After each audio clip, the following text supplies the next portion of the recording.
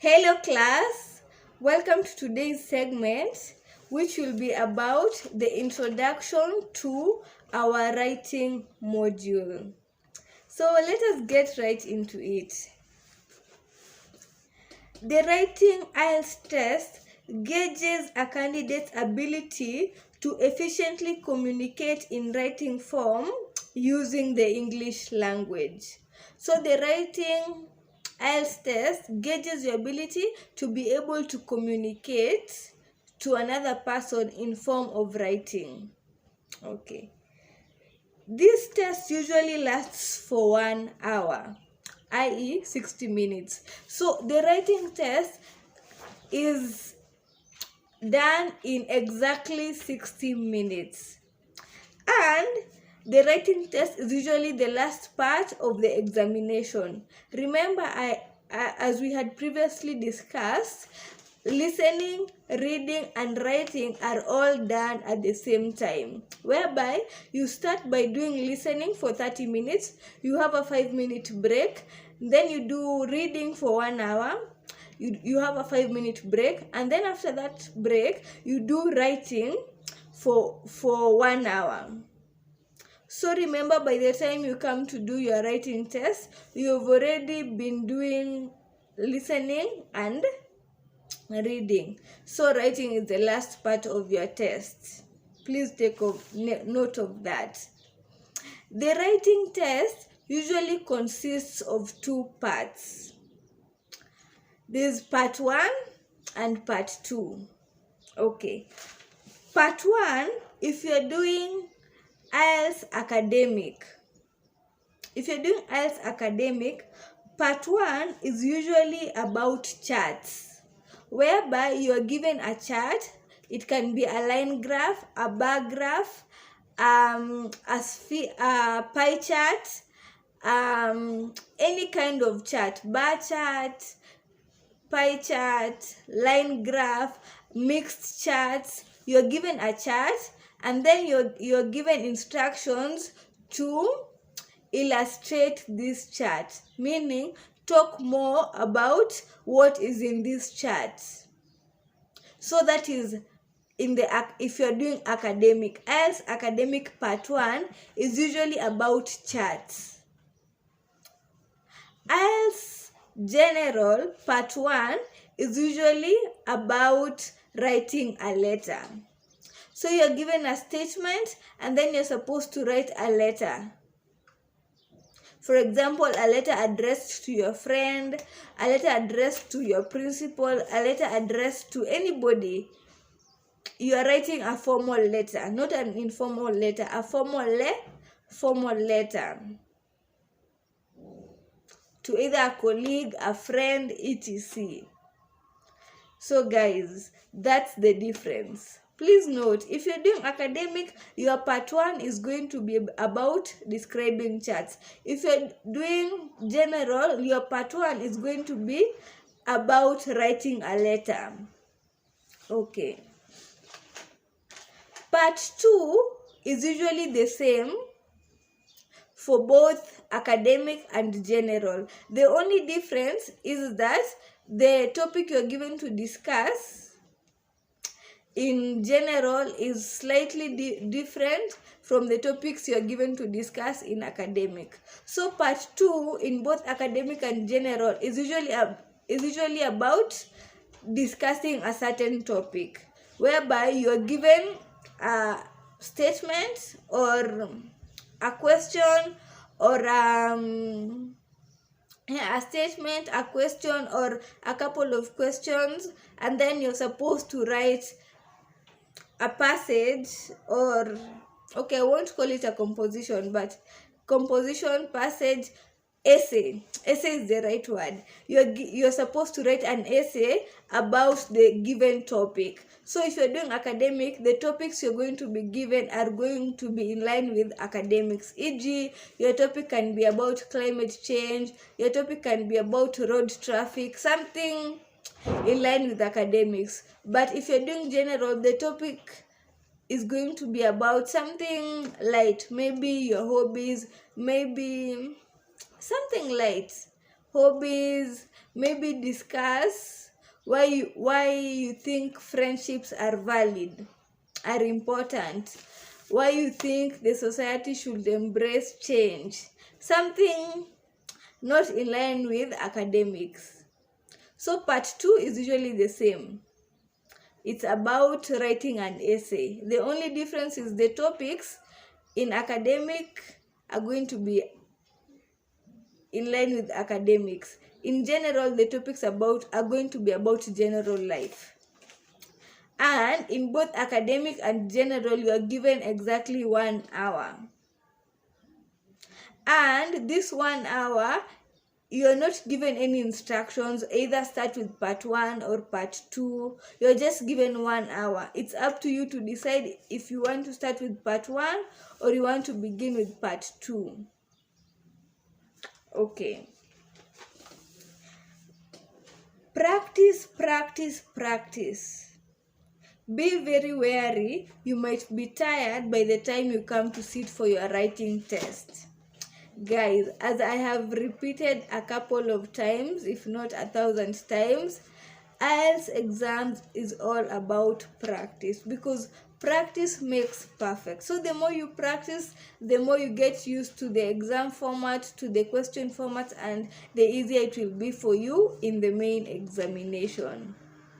So guys, practice, practice, especially for writing, because remember, writing you're doing after you've already done listening and you've already done reading, so you might be tired. So the more you practice, the more you get comfortable with sitting down for 2 hours 45 minutes, and then you get comfortable in that by the time you come to sit for your writing, you will not be too tired. You will be refreshed, to do the writing test. And as you practice, you also get used to the question formats.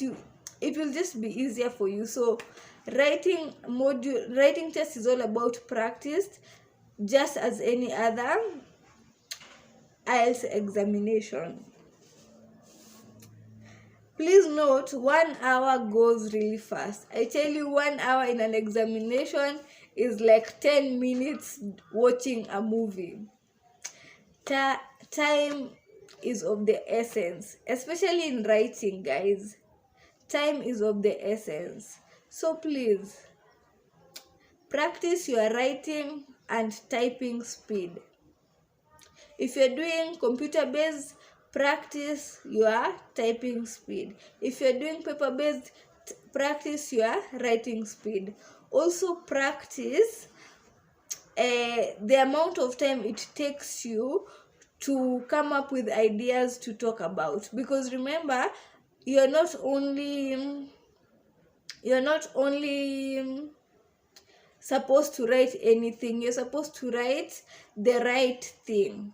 So for you to write the right thing, you must have thought about what you're going to write about. But also, as you think about what you're going to write about, you should not take a lot of time. Maybe you take like 10 minutes figuring out what to write next, etc.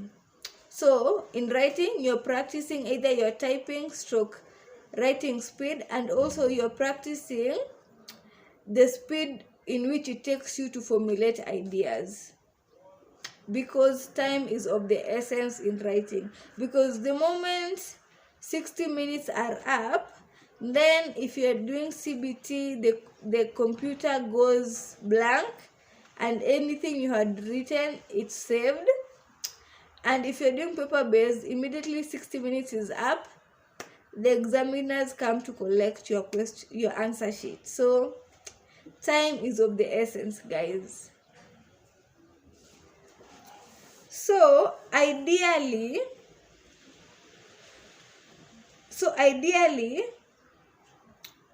I am looking for the right way to phrase this. So as we said, in writing there's part 1 and part 2.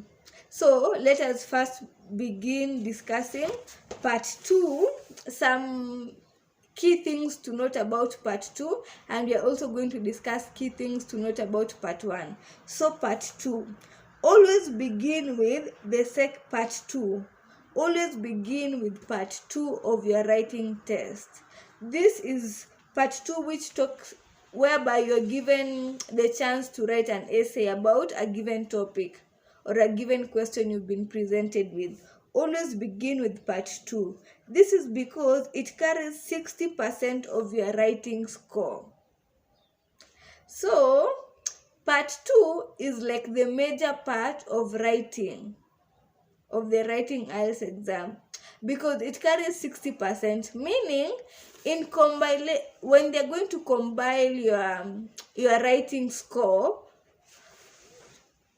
part 1 takes 60%, part 2 takes 40%. Hope you've understood me. So if you get, I don't want to get too mathematical, but if you perform very well in part 1 and very poorly in part 2, then overall you will not have a very good score. But if you perform very well in part 2 and you perform a little bit poorer in part 1, then overall you might have a very high score, because part 2 carries more marks. So you should always begin with part 2. This is because you make sure that you have aced your part 2. In that, by bad luck, if you run out of time in part 1, then it's not going to affect your score that much, as opposed to maybe you began with part 1 and then you run out of time before you finish part 2, or before you cover a substantial amount of information in part 2, then you're going to have a poorer score. This is because part 2 carries a lot of marks. Have you understood me? So please begin with part 2 anytime you're doing the writing IELTS exam. For part 2, the instructions are usually do not write less than 250 words. So the word count in part 2 is 250. So please, in your writing of part 2, always ensure that you've attained 250 and above words. If you're doing computer based, at the top of your screen, is it at the top or at the bottom? I think it's at the bottom. At the bottom of your screen, there's usually somewhere where it shows you the amount of words you've used so far. Just if you've used Excel, you know what if you've used Microsoft Word, you know what I mean. It usually shows you your word count. Have you understood me? So for computer based, there's usually a word count, so it's a bit easier for you to know if you have already surpassed 250 words, or if you have already, or you need a couple more words to reach 250 words. So always remember to reach 250 and above.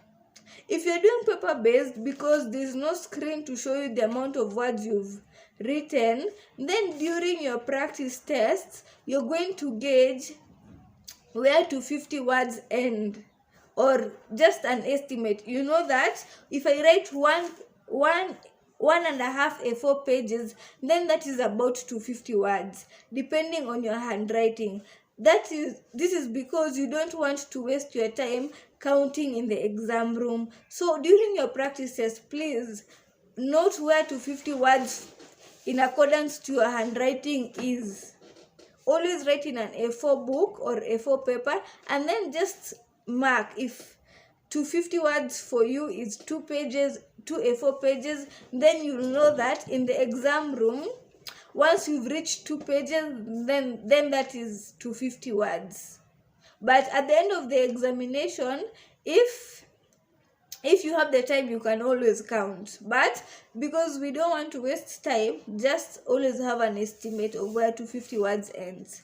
So always do not go below the required word count, which is 250. There's no problem if you go above. You can go to 80, to 90, 300, etc. But there's no need of that. If you just write 251 words, that is enough. So the average is usually 270 to 275 words. Yeah, so if you can get to 270 to 75 words, that's okay. because anything above 250 does not add you any points. So do not write many words, I don't know, 350, thinking that it might add you more points. No, it does not add you any more points. But if you go below 250, then it reduces your points. Have you understood me? So it's 251 and above. Okay. For part 2, take about 30 minutes writing, at most 30 minutes writing, and 10 minutes counter checking your word. So you use a maximum of 40 minutes. This is maximum. I mean maximum. If you go beyond this, trust me, part 1 you're not going to remain with time. So for part 2, take a maximum of 30 minutes in writing and 10 minutes in counter checking. So a maximum of 40 minutes. And this is the maximum. Ideally, if you're a fast writer or fast typer, then you can use about 25 minutes in writing, or 25 minutes in writing, and then use about 5 minutes in counter checking or 10 minutes in counter checking. So that is 35 minutes in total. There are candidates who are also very good, whereby they write 20 minutes. They take 20 minutes in writing, 25 minutes in counter checking, 5 minutes in counter checking, so 25 minutes in total for part 2. But it depends on your speed, it depends on your ability to to formulate ideas. But please, the maximum should be 40 minutes. 30 minutes maximum in writing or typing, and 10 minutes maximum in counter checking. Please. Okay. So let us get to part 2. Always end with part 2 in the writing. Always end with part 1 in the writing test. Right now we are talking about part 1. Always end with part 1 in the writing test. This is because it carries 40% of your writing score. So guys, we've already talked about this. It only carries 40%, which is not such a significant. Okay, it's very significant.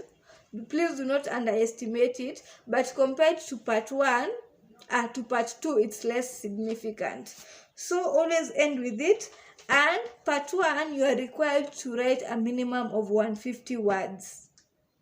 A minimum of 150 words. So as I said earlier, if you're doing computer-based, the word count is at the bottom of your screen. If you're doing paper-based, please during your practice test, gauge where 150 words is for you in accordance to your handwriting, so that you do not have to count during the examination. So you write 150 words, at least 150 words, so 150 plus. Recommended is about 170 to 175, but always remember, anything more than 150 does not add you any points. But if you write less than 150, you are going to lose marks in writing. So 150 and above for part 1. Okay. Take about 15 minutes writing in part 1 and 5 minutes counter checking your work. So 15 minutes you use it for writing and 5 minutes you use it for counter checking your word. And this is the maximum. Maximum. Please, because even if you want to go beyond that, by then 1 hour is going to come to an end. That is if you had already used 40 minutes in part 2. Yes, so please, that's the difference between part 2 and part 1. And that is my recommendation as a tutor. Begin with part 2 and then end with part 1. But always remember, this is not mandatory. Maybe during your practice, you've realized, actually, I can just begin with part 1 and end with part 2, just by your own intuition, because no strategy is set in stone. But as your tutor, this is my recommendation. Yes. And please do not underestimate part 1 because it takes less words, or overestimate part 2. Just treat them fairly.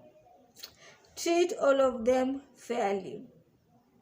And remember, something very important to note. The reason why I keep insisting that if you're done with 30 minutes for part 2, take 10 minutes for part to counter check. This is to ensure that by the time you get to part 1, you are completely done with part 2. In that, unfortunately, if you run out of time, you are very sure that part 1 you are already done with it. You've already counter checked everything, and you're very sure that part 2 is okay, so that when you proceed to part 1 and you finish it, you also counter check it. Please do not just write part 2 and then leave it without counter checking it and then come to part 1, because sometimes you might never know the outcome of an exam, as in, yeah, so just finish part 2 completely and then proceed to part 1. Or if you decided to begin with part 1, finish part 1 completely, like write it, counter check it, and then proceed to part 2.